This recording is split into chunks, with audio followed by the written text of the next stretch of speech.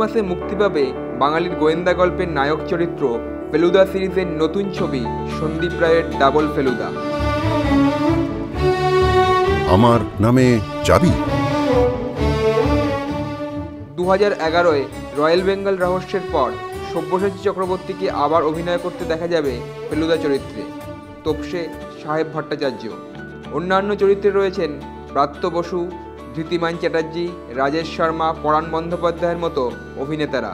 সত্যজিৎ রায়ের অমোঘ সৃষ্টি ফেলুদার 50 বছর পূর্তি উপলক্ষে এই বিশেষ ছবি তৈরি করেছেন সন্দীপ রায়। ফেলুদা সিরিজের দুটি অনবদ্য রহস্য গল্প থাকায় এই ছবির নাম হয়েছে ডাবল ফেলুদা।